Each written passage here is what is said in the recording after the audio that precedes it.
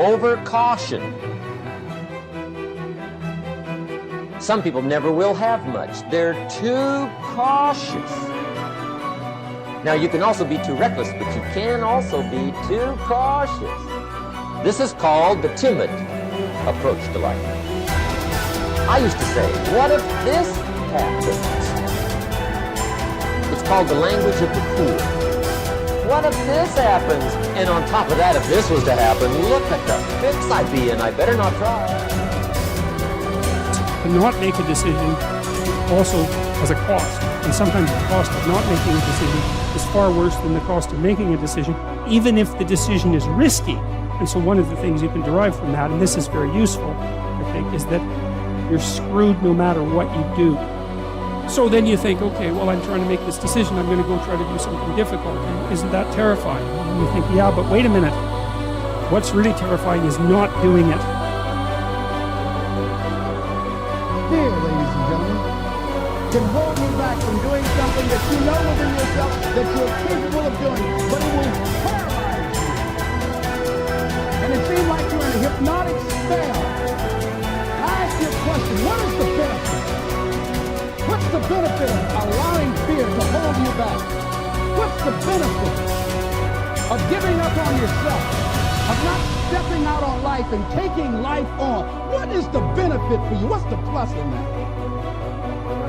You're going to make some mistakes. You're going to hurt some folks' feelings. You're going to create some enemies whenever you decide that you want to begin to take life on.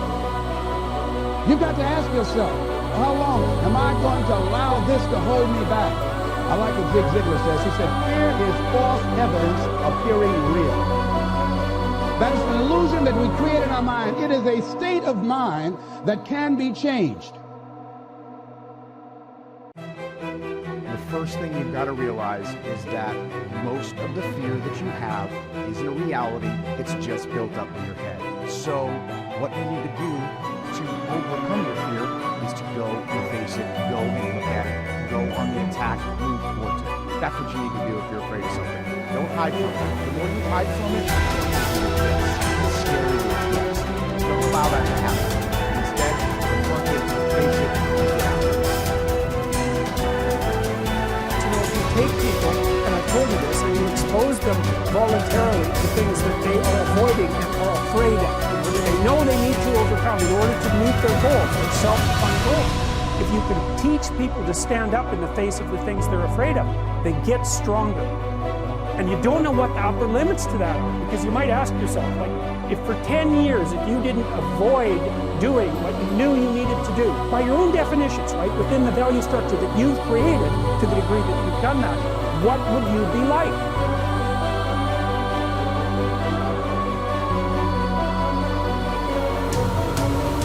There is nothing that can resist the force of perseverance.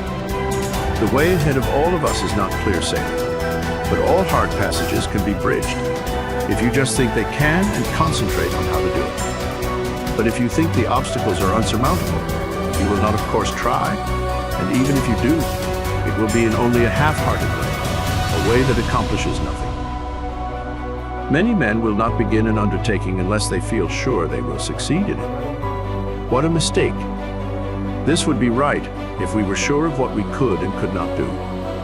But who knows?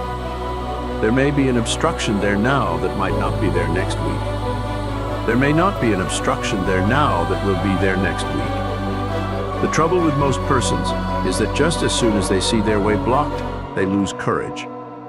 They forget that usually there is a way around the difficulty. It's up to you to find it.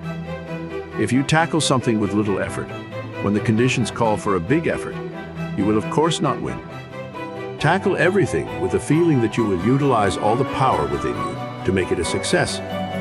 This is the kind of concentrated effort that succeeds. Most people are beaten before they start. They think they are going to encounter obstacles, and they look for them instead of for means to overcome them. The result is that they increase their obstacles instead of diminishing them.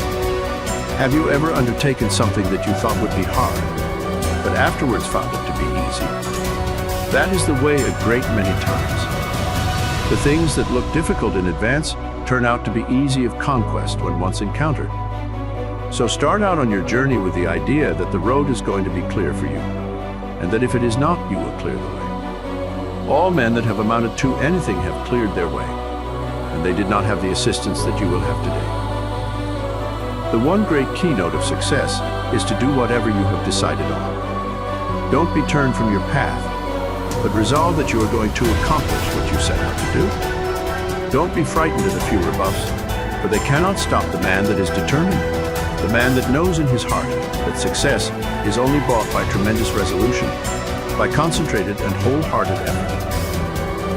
He who has a firm will, says Willink, molds the world to himself. People do not lack strength, says Victor Hugo. They lack will. It is not so much skill that wins victories, as it is activity and great determination. There is no such thing as failure for the man that does his best. No matter what you may be working at the present time, don't let this make you lose courage. The tides are continually changing, and tomorrow or some other day, they will turn to your advantage if you are a willing and are an ambitious worker. There is nothing that develops you and increases your courage like work. If it were not for work, how monotonous life would at last become? So I say to the man that wants to advance, don't look upon your present position as your permanent one. Keep your eyes open and add those qualities to your makeup that will assist you when your opportunity comes. Be ever alert and on the watch for opportunities. Remember, we attract what we set our minds on. If we look for opportunities, we find them. If you are the man you should be, someone is looking for you to fill a responsible position. So when he finds you, don't let your attention wander. Give it all to him. Show that you can concentrate your powers, that you have the makeup of a real man. Show no signs of fear, uncertainty, or doubt. The man that is sure of himself is bound to get to the front. No circumstances can prevent him.